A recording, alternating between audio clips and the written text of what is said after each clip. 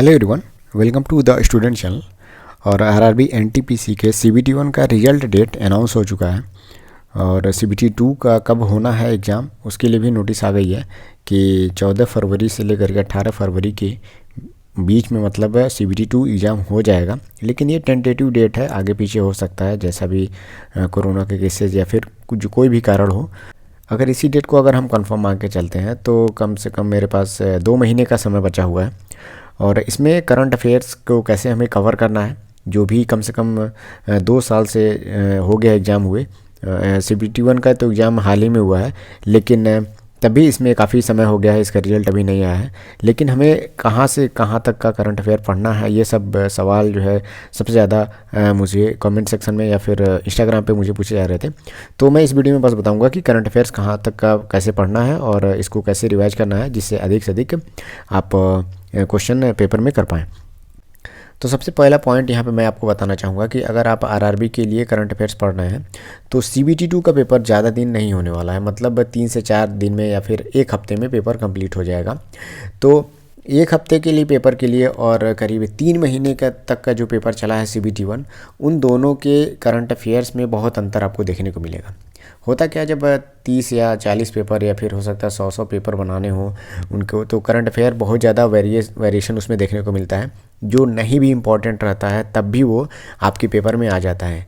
तो आपको ध्यान देना है कि पेपर 1 हफ्ते में होगा तो मतलब एग्जामिनर एकदम इम्पॉर्टेंट करंट अफेयर को ही टच करेगा और अच्छे अच्छे करंट अफेयर ही पेपर में पूछे जाएंगे। तो आपको बहुत अनइम्पॉर्टेंट जो करंट अफेयर्स हैं उनको आपको नहीं पढ़ना है।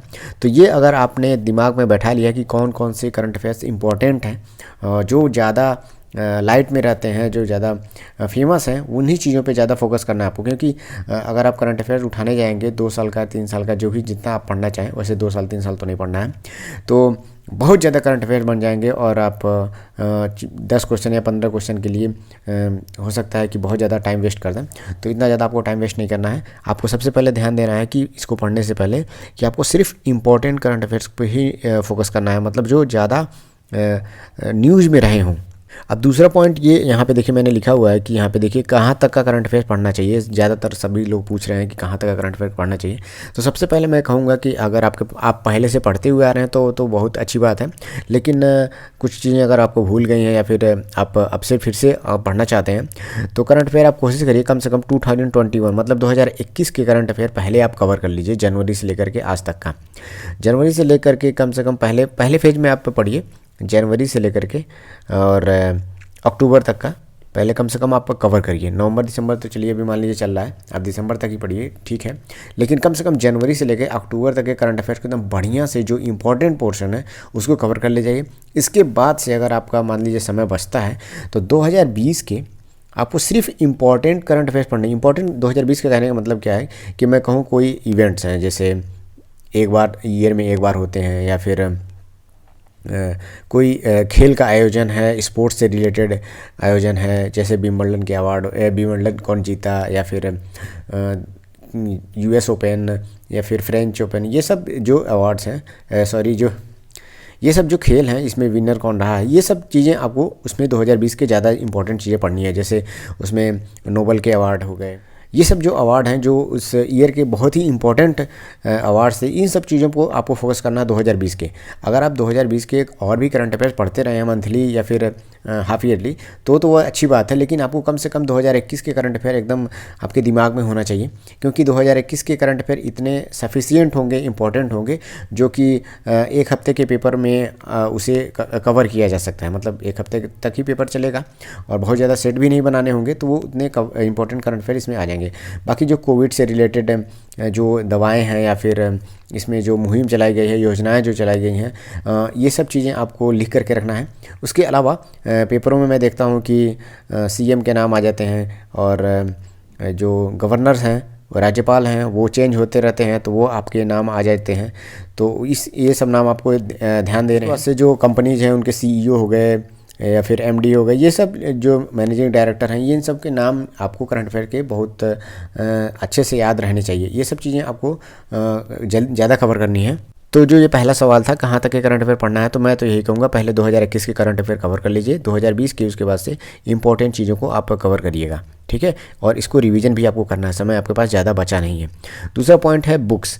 बुक्स को लेकर के जब कई लोग सवाल पूछते हैं, तो देखिए बुक में मैं जहाँ तक मैं पहले पढ़ता था वो अरिहंत का समसामयिकी महासागर, सामयिकी महासागर हिंदी में मैं कवर करता था, और ये मुझे बहुत अच्छा लगता था क्योंकि इसमें बहुत अच्छे से छोटे छोटे पॉइंट में कम से कम जो करंट अफेयर रहती थी उसको डिटेल में भी थोड़ा दिया रहता था। बहुत ज़्यादा डिटेल में नहीं, जैसे यूपीएससी लेवल के डिटेल नहीं रहता था, कम से कम एक बार उसका ओवरव्यू दे देता था। तो जैसे क्या होता था कि वो करंट अफेयर ज़्यादा दिमाग में जाता है। जैसे होता है कि कुछ मैंने करंट अफेयर्स के बुक देखे हैं जो वन लाइनर करके करंट अफेयर्स देते हैं, मतलब कोई भी चीज़ एक लाइन में कवर कर देते हैं, तो हर एक लाइन में एक इंपॉर्टेंट करंट अफेयर को कवर करते जाते हैं, जिससे होता है कि हर एक लाइन इंपॉर्टेंट हो दी जाती है और वो चीज़ें याद नहीं रह जाती हैं। जैसे क्या है कि कोई भी अगर आप करंट अफेयर पढ़ते हैं उसके डिटेल में भी थोड़ा 2-3 लाइन पढ़ लेते हैं, तो वो थोड़ा उसके इर्द गिर्द आपका सिनेरियो दिमाग में बन जाता है। तो आपके एग्ज़ाम में अगर भूल भी जाता है तो आप ऑप्शन देख करके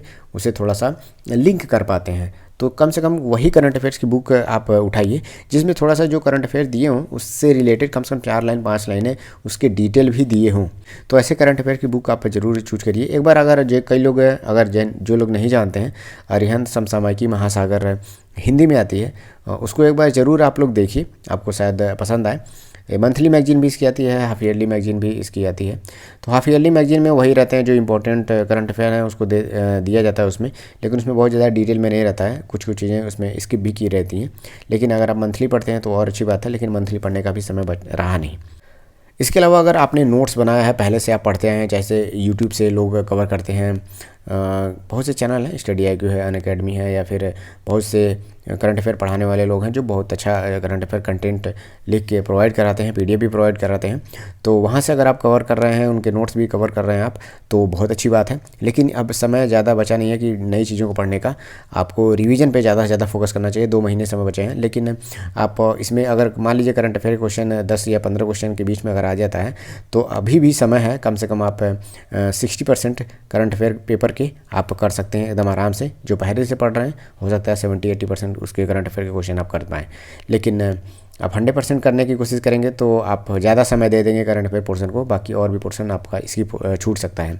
उसके बाद से कुछ लोग जो करंट अफेयर पढ़ने का तरीका नहीं जानते हैं। करंट अफेयर पढ़ने का एक और तरीका मैं बताता हूँ आपको कि जब भी आप कोई भी न्यूज़ अगर आप पढ़ते हैं करंट अफेयर से रिलेटेड, तो अगर उसमें कोई कंट्री का नाम उसमें जिक्र में आता है तो कम से कम उसकी लोकेशन कहाँ है, उसकी जो कैपिटल है, उसकी राजधानी कहाँ है, उसकी मुद्रा कहाँ है, क्या है, ये सब चीज़ों को भी आप एक बार गूगल करके या फिर मैप में कहीं से आप ज़रूर देखिए, उसको लिखिए। अगर आपको पता है तो बहुत अच्छी बात है, नहीं पता है तो आप एक बार ज़रूर देखिए। कुछ कंट्रीज़ हैं जहाँ पे हाल ही में चुनाव होते हैं, तो वहाँ के प्राइम मिनिस्टर हो गए या फिर प्रेसिडेंट हो गए, इनके नाम आपको लिख करके रखना चाहिए। दूसरी बात, अगर कोई कंट्री के हेड जो हैं अगर आपके कंट्री में आते हैं तो उस कंट्री का कैपिटल, उसके जो हेड हैं वो आए हैं उनके नाम, ये सब चीज़ें आपको करंट अफेयर में थोड़ा सा ज़्यादा ध्यान देने वाली चीज़ें होती हैं, क्योंकि ये इंपॉर्टेंट चीज़ें हैं, इसको आप निगलेक्ट नहीं करिए। उसके बाद से अगर कोई इंडिया के कोई भी प्राइम मिनिस्टर हो गए या फिर प्रेसिडेंट हो गया या फिर कोई भी बड़ी हस्ती है जो बाहर जाती है किसी देश में विजिट पे, तो उस देश से भी रिलेटेड आपको करंट अफेयर थोड़ा सा आपको ध्यान देना होगा। यही सब चीज़ें इंपॉर्टेंट चीज़ें हैं जिससे आप अपने करंट अफेयर को मजबूत कर सकते हैं। यही सब चीज़ें तो ध्यान देने वाली चीज़ें होती हैं। इसके अलावा एक पोर्शन आता है बुक्स का, बुक्स एंड ऑथर का, मतलब जो इंपॉर्टेंट बुक्स होती हैं इधर जो लॉन्च की जाती हैं, रिलीज हुई रहती हैं, उसके लेखक को भी आपको लिख के रखना है। अगर आप ऑनलाइन टेस्ट देते रहते हैं किसी भी टेस्ट सीरीज से, तो वो भी आपकी जो प्रिपरेशन है करंट अफेयर की वो बहुत अच्छी करती रहती है, क्योंकि जो टेस्ट सीरीज होते हैं वो लोग भी अच्छा क्वेश्चन डिज़ाइन करके लेकर के आते हैं। ऐसा ज़रूरी नहीं है कि आप जो पढ़ रहे हैं सारे इंपॉर्टेंट क्वेश्चन को आप खुद कवर कर पाएँ, आप दूसरों की भी मदद लीजिए। मैं भी बहुत प्लेटफॉर्म है जहाँ से मैं दूसरों की मदद लेता हूँ, क्योंकि अगर आप अकेले किसी चीज़ को कलेक्ट करते हैं तो वो सफिशिएंट नहीं होता। अगर कोई और भी उसमें अपना कलेक्ट करके एक तरह से आपके सामने लेकर के आ रहा है तो जाहिर सी बात है वो इम्पोर्टेंट भी है और आपको एक बार उसको ज़रूर पढ़ना चाहिए। इससे आपकी मेहनत भी कम लगती है और आपको थोड़ा सा रिजल्ट आपका अच्छा बेहतर होता है। तो ओवरऑल मेरा यही कहना है कि कम से कम पहले आप 2021 के करंट अफेयर को कवर करिए और कोई एक मैगजीन ही आप फॉलो करिए। बहुत 3-4 मैगजीन आपको फॉलो नहीं करने की ज़रूरत है। कोई एक मैगजीन से ही आप रिवीजन कम से कम 2 से 3 बार रिवीजन जरूर कर लीजिए। जो लोग, तीसरा पॉइंट ये है कि जो लोग नोट्स बनाए हैं, नोट्स को अपने ज़रूर पढ़ें, क्योंकि नोट्स में जो चीज़ें लिखी हुई हैं अगर वो एग्ज़ाम में आ जाती हैं, अगर आप वो नहीं कर पाते हैं तो आप ही की गलती मानी जाएगी, क्योंकि रिवीजन बहुत ज़रूरी होता है। आप बहुत सारे बुक से पढ़ने की बजाय आप अपने नोट्स को एक बार कम से कम 2 से 3 बार ज़रूर रिवाइज करिए। अब थोड़ा ज़्यादा समय नहीं बचा है नोट्स बनाने का, लेकिन फिर भी अगर जो लोग ज़्यादा मेहनत करना चाहते हैं, मेहनत करिए, नोट्स बनाइए और उसी को 2-3 बार रिवाइज करिए।